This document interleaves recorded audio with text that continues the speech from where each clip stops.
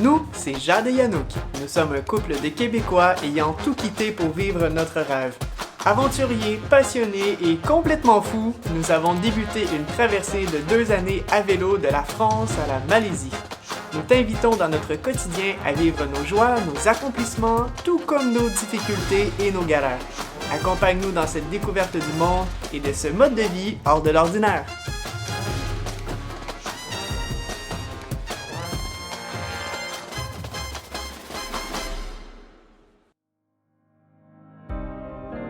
Bienvenue dans ce nouvel épisode. Cette semaine, nous souhaitons traverser les îles croates du nord au sud en quête de chaleur. Malheureusement pour nous, la météo est loin d'être favorable. Par contre, cela change notre perception de ce qui nous entoure. On se sent petit dans ce vaste paysage. Donc on est face à 2 options. On doit faire un choix. Soit qu'on prend les îles de la Croatie ou la côte de la Croatie. Les îles, ça serait super beau. L'avantage, c'est qu'on s'économise bien des kilomètres, s'économise des mètres en altitude parce que les montagnes sont plus basses, sont à plus ou moins 600 mètres au maximum, alors que sur la côte, c'est du 1300, 1400. Rendu à cette période de l'année, vu qu'on est en octobre, peut-être qu'il va faire plus froid sur les grandes montagnes. Donc, c'est peut-être une meilleure option, les îles de la mer. Par contre, le désavantage, c'est qu'il n'y a pas de grandes villes. Donc, pour le ravitaillement, je ne sais pas comment on va s'organiser. Il va falloir faire le plein du stock et traîner ça sur une longue distance. L'avantage de la côte, plusieurs arrêts pour manger, pour boire. Aussi, ça va être plus facile de trouver de l'hébergement. Par contre, si on veut faire du bivouac, c'est sûr que l'option des îles, regardez.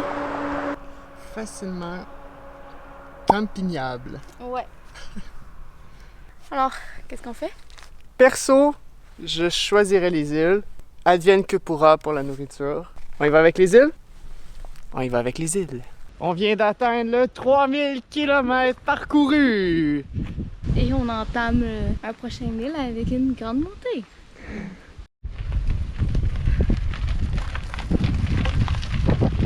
Le ferry s'en vient! On se dépêche pour le rattraper! Je sais pas si on va le voir à la caméra, mais on entend la grande descente, on voit le ferry approcher la rive. On se dépêche à avancer.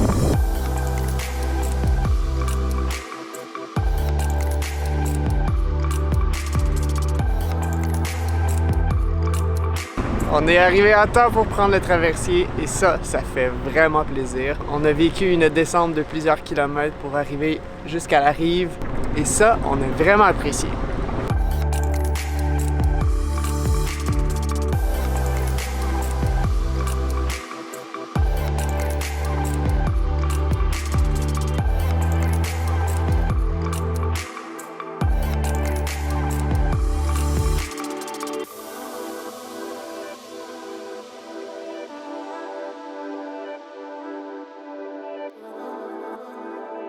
Voilà que notre journée prend fin. On décide de s'arrêter dans le milieu de nulle part sur la première île.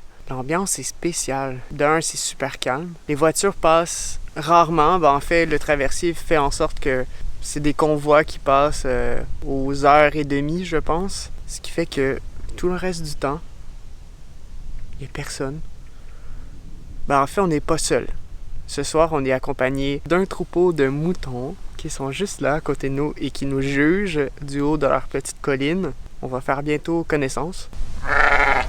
Le fait d'être sur l'île, ça change vraiment sur l'environnement. On est ailleurs complètement. Mais par contre, c'est spécial parce que, c'est peut-être la météo qui fait en sorte que j'ai cette impression-là que c'est un peu creepy comme place. Ou peut-être parce qu'il y a des statues un peu partout, ce qui rend l'ambiance un peu étrange. On n'est pas loin du film d'horreur, mais bon. Mais là, au moins, on a la chance de pouvoir mettre la tente au sec. En fait, je me croise les doigts parce qu'il est juste comme 2h de l'après-midi. Ah! Nos amis, les moutons. Hello! Le lendemain matin, c'est là que ça a commencé à se compliquer. Essayons de te résumer notre matinée. Nous trouvons le courage de commencer cette journée qui s'annonça périlleuse.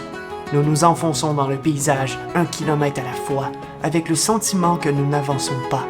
Le vent était si fort que Jade en tombe de son vélo. Mais malgré les embûches, nous réussissons à nous réfugier. Mission accomplie. Et ouais, ok, on revient à la réalité maintenant. Dès les premiers kilomètres, on a constaté que la météo allait être zéro de notre côté. Il pleut, il vente beaucoup, les éclaircies, pleut. Et là, ça a vraiment commencé à être dangereux. On commençait à longer la côte de l'île et il y a des rafales de 120 km/h qui ont commencé à nous empêcher d'avancer, même que Jade a échappé son vélo. Elle était projetée sur le côté. Il y avait un garde-fou, heureusement, à cause du traversier. Il n'y avait pas beaucoup de véhicules qui passaient sur la route, donc on s'est permis vraiment d'être en plein milieu de la route. Question que si on allait être encore projeté, on tombait pas dans un ravin. On avait le choix de soit continuer pour aller prendre le second traversier pour aller sur la deuxième île, ou descendre vers une vallée pour aller à Cresse, qui semble être la plus grande village. Finalement, on réussit à trouver un hébergement. C'est une fois rendu à Cresse. Et on y reste pour 3 nuits, le temps que l'alerte météo passe. Et déjà, le ciel commence à s'éclaircir.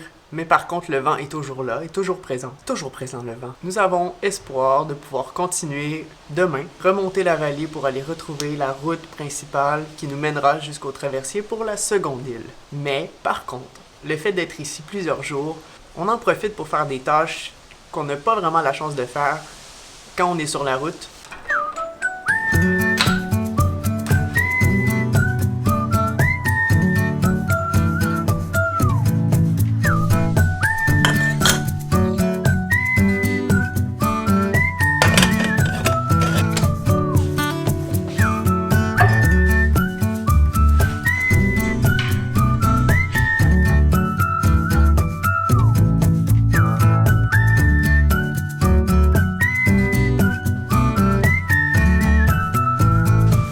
Très content d'être ici, à se reposer. Et là, on n'a plus qu'une envie, c'est de reprendre la route et de continuer ce beau voyage, quoique le vent est toujours présent. Nous repartons de Cresse avec l'espoir que le beau temps revienne. Il ne fallait pas se réjouir si vite, mais heureusement, nous avions droit à un éclairci pour nous rendre jusqu'au prochain ferry qui nous mènera à la prochaine île. Yes. On est actuellement en attente de prendre notre deuxième traversée de la journée. Et le fait d'attendre, eh bien, il fait froid. Il fait terriblement froid. On se réchauffe le plus qu'on peut. L'île Cricré. C'est ça, hein? Comment tu dirais, toi, Cricré? Jade, elle est complètement frigorifiée. Cricré. Notre plan est d'attendre jusqu'à 19h15 pour prendre le prochain traversier qui durera plus d'1 heure. Nous serons donc sur l'île de Rab vers 20h30. Il fera noir, il faudra trouver un endroit où dormir. Vraiment un super plan qui promet de l'aventure. Nul autre choix que d'attendre et patienter. Après 7 heures d'attente au port, nous repartons vers l'île de Rab, mais cette fois en pleine noirceur. Maintenant, il faut trouver un endroit où poser notre maison.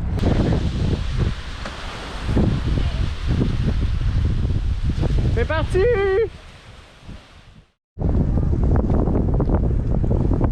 Notre mission ce matin est de rejoindre la ville de Rab pour entrer en contact avec le capitaine qui nous amènera de l'autre côté, sur une autre île.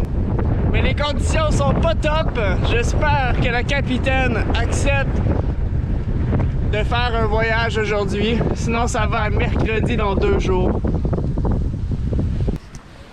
Autre péripétie, on a contacté le capitaine et ça s'annonce mal. Alors on n'aura pas d'autre choix que d'attendre à Rab le temps que la tempête se calme pour aller sur l'île de Pag mercredi prochain. Donc topo, nous sommes prises ici jusqu'à mercredi. Étant donné que ceux qui sont sur la côte essaient de venir sur les îles parce qu'ils n'ont pas le droit de pédaler sur la route. Et non, là on parle de Claire et Jamie. Claire et Jamie et un autre groupe de cyclistes.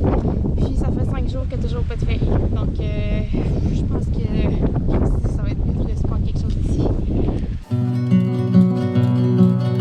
Tu l'auras compris, ces derniers temps, on avance très lentement.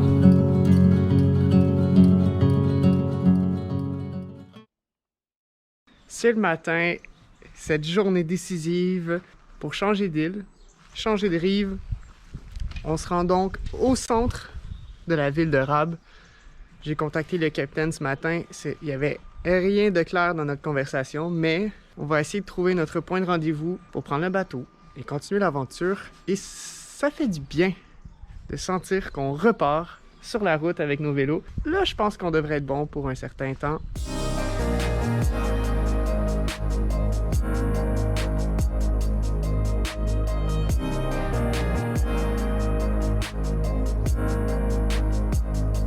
On a réussi à trouver l'endroit. En fait, on l'a trouvé très facilement parce qu'il y a énormément de vélos.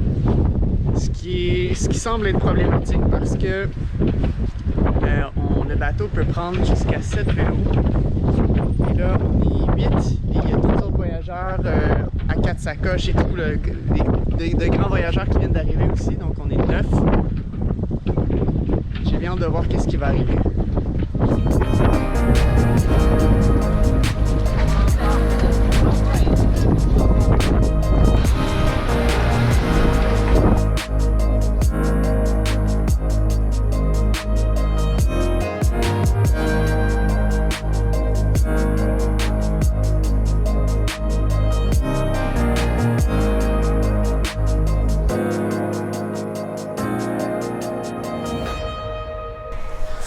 Voilà ce qui conclut cet épisode. Et oui, beaucoup de choses se passent encore cette semaine. Alors j'ai déjà bien hâte de te montrer le prochain épisode. Alors on se dit à bientôt pour une prochaine vidéo.